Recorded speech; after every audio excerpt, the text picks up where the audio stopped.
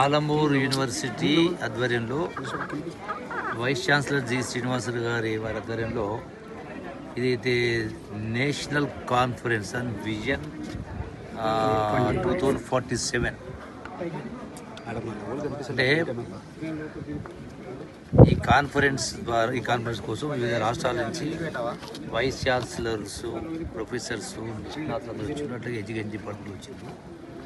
అంటే మనం ఉన్నటువంటి సైన్స్ను, టెక్నాలజీని, వీటిని అంటే ఈనాడు ఎడ్యుకేషన్ ద్వారా అనుసంధానం చేసే కార్యక్రమం చేసి ఏదైతే భారతదేశ లక్ష్యం ఏదైతుందో, అట్లాగే రాష్ట్రం లక్ష్యం ఏదైతుందో విజన్ 2000 వికసిత్ భారత్ 2047, అట్లాగే తెలంగాణ రైజింగ్ తెలంగాణ 2047 వీటిని సాధించాలంటే, అట్లాగే ఎడ్యుకేషన్లో క్వాలిటీ ఎడ్యుకేషన్ రావాలని ఈ యొక్క టెక్నాలజీని ఇంకా డెప్త్కి తీసుకెళ్లే కార్యక్రమం చేయాలన్నప్పుడు ఈ కాన్ఫరెన్సు చాలా దోహదపడతా ఉంది, ఉపయోగపడుతూ ఉంది.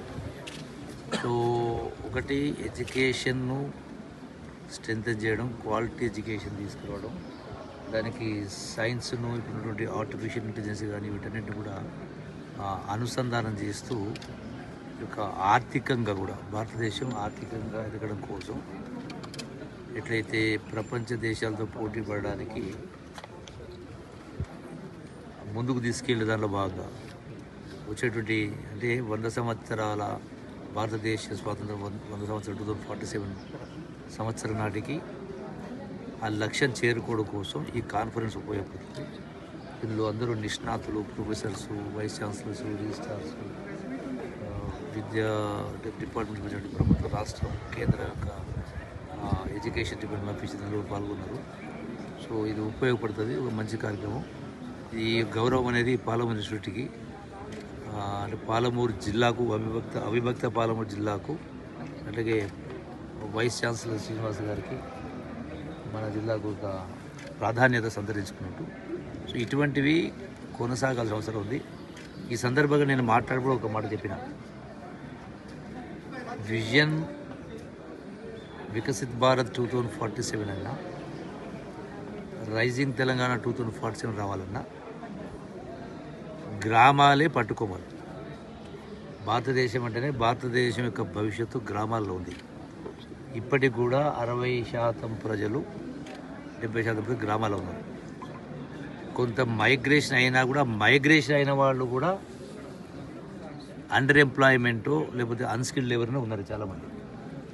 సో ఈ విద్యారంగంలో సమూలంగా మార్పులు తెచ్చి 100% విద్యార్థికులు చేసినప్పుడే, లిటరసీ క్వాలిటీ ఎడ్యుకేషన్ వచ్చినప్పుడే ఈ అన్ని లక్ష్యాలు సాధించుకోవడం జరుగుతుంది.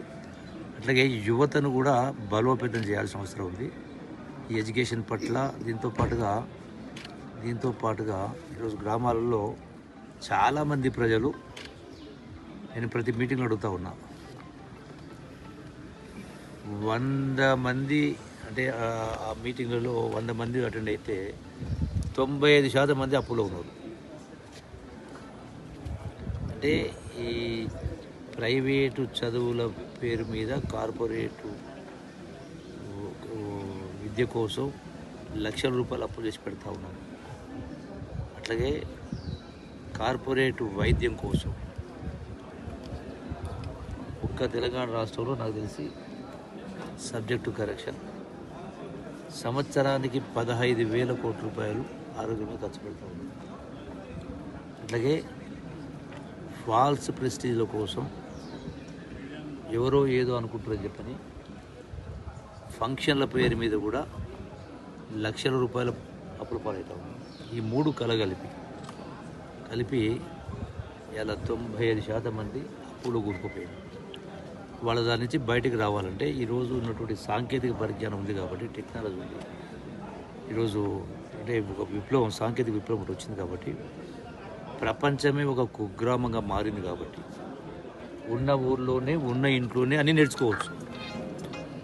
అది ఎన్ని భాషలైనా నేర్చుకోవచ్చు, ఎన్ని లెక్కలైనా నేర్చుకోవచ్చు, ఎంత ఇంగ్లీష్ అయినా నేర్చుకోవచ్చు, ఎంత సైన్స్ అయినా నేర్చుకోవచ్చు. అట్లాగే అంటే అన్నిటికీ సంబంధించిన సమాచారం ఉంది కాబట్టి, సో దాన్ని ఉపయోగించుకోవాలి. ఈరోజు ఉన్నటువంటి సెల్ ఫోన్ వ్యవస్థ అవుతుందో మంచికి పనికొస్తుంది. మంచిని గ్రహించాలా, చెడుని విడిచిపెట్టాలా, కానీ అది జరుగుతలేదు. చెత్త చెదారం వాట్సాప్ చూస్తూ ఉంటారు, కానీ అవసరమైనటువంటి విద్యార్థులకు అవసరమైన, పెద్దవాళ్ళకు అవసరమైనటువంటి వాటిపైన దృష్టి పోవట్లేదు. అందుకనే గ్రామాలు పరివర్తన చెందేటువంటి వాతావరణం తీసుకురావాలి.